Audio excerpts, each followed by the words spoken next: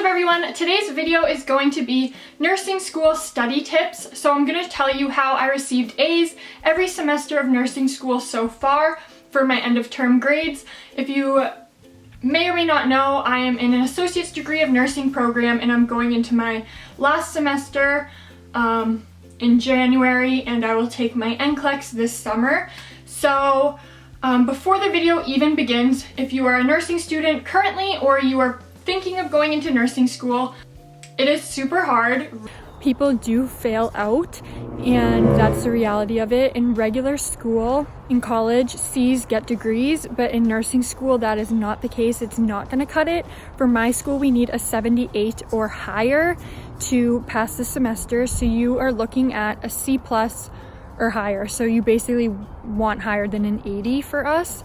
So you need to stay on top of things. It is a ton of information to grasp, and it is not memorization. So your pre-nursing classes, you may be able to get away with just memorizing the information and regurgitating it on the test. That is not the case in nursing school. It is about applying the knowledge. You really have to know the knowledge in order to pass these exams.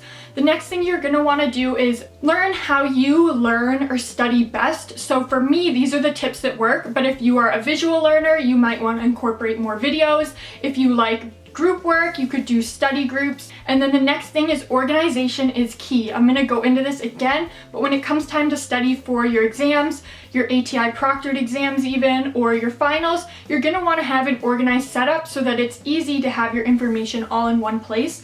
I use a binder system. I know people that are in my class that use notebooks or they use folders. For me, binders work, and I organize it in a very specific way that just works for me. So getting into the nitty-gritty details and tips that I have for you, I'm going to break it down into the order that I go when it comes to studying. And sorry if I'm looking down, I have my tips written out in this Get It Girl notebook.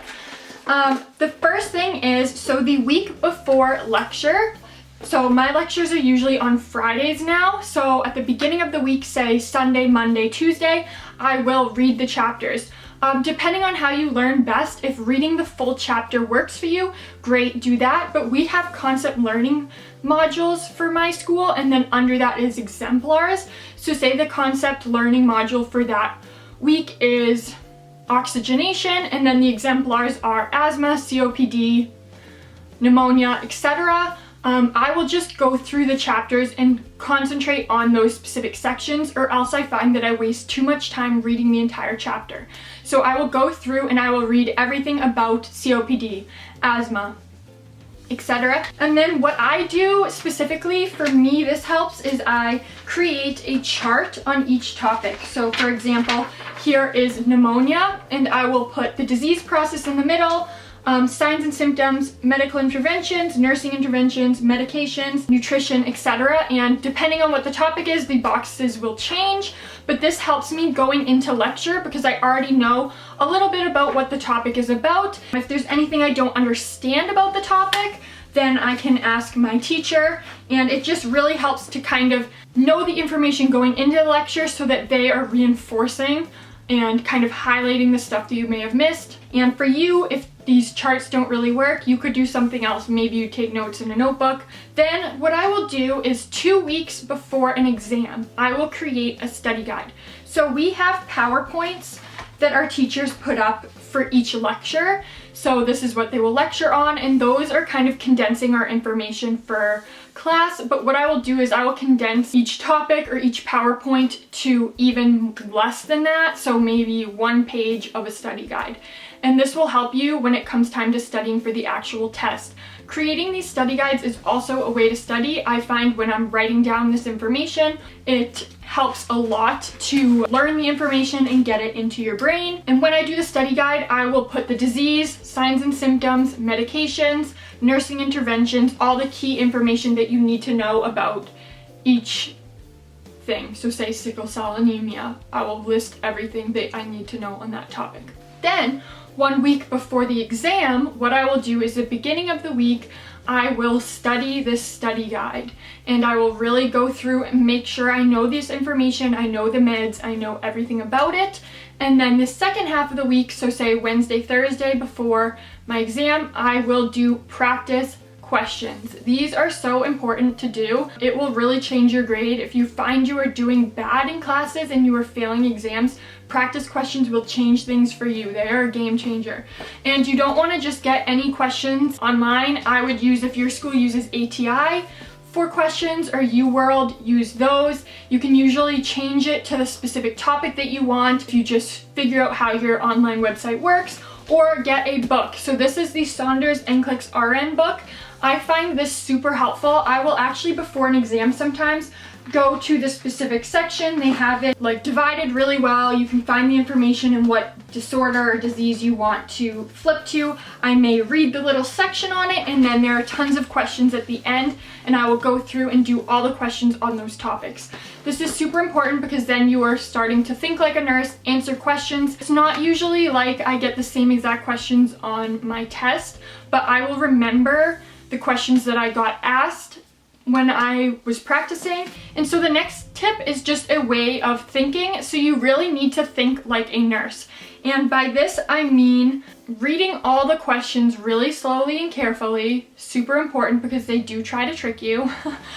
Depending if it says priority in the question, what would you do first in the question, it changes your answer. So reading the questions carefully, answering them carefully, and then safety is the priority. So always a safety, you're keeping that in mind. Your ABCs, so airway, breathing, circulation, those are really important. And then you go by Maslow's hierarchy of needs. In time, you will learn to think more like a nurse, but the first semester, it might be a little difficult for you. And then as you go on, when I read questions, I can typically pick the correct answer based on like critical thinking and thinking like a nurse. Now, for ATI proctored exams, I'm gonna do a whole little section on it. I'm not sure if your school does these, but my school does an ATI proctored exam for each big topic. So we did a fundamentals of nursing one, we did pediatrics, we've done med-surg. So these are huge exams. They're proctored, like I said. They come in between or sometimes even on the same day as a big exam. So you wanna be studying for this in your free time, definitely. So what I will do is take the ATI books, if you have the book sets. This is the fundamentals one, and I will go through and touch up on any topics that either my school didn't cover, I didn't really grasp that well, or I was having trouble with. Just go through and read the section and do the questions. If you have time to do the questions in every single chapter, like the entire book, it will help you. So definitely do that. Then I also recommend going on the ATI online website and doing those practice exams also. They have adaptive like learning quizzes where you can specifically choose your questions for like med-surg or fundamentals, and they also have an area of quizzes. Then the next thing I would do is YouTube. So there are some really good nursing educators and YouTubers on here that post videos. Say you are doing laundry, eating dinner, making dinner, or you're just feeling too tired to read and actually sit down and study, I would play some YouTube videos or online lectures, whatever you may have that is like a video or audio, just another way of learning. I'm not somebody who specifically learns by like watching videos, but I do find it helpful to do a variety of different study methods because you really will grasp the information better this way. For just my regular classes, I really like Empower RN, I think is their username. I really like Osmosis for grasping the concepts. And then for specifically ATI exams, I recommend Kathy Parks and Helava RN. These two YouTubers, I swear, made such a big difference on my ATI exams, just listening to these in my free time. So those are my biggest ways that I study for my exams, staying organized, all of that, and I hope that these tips may help you. These are what I personally do for you. You may have a different little system that you use. If you're a nursing student currently, leave some tips down below if yours are different than mine, because I love to hear how other people study for tests, but this is what works for me. I got an A- this last semester. As you can tell, it's a lot of material and you really have to know it, especially when it comes time to taking that NCLEX. So I will see you guys in the next video. Bye!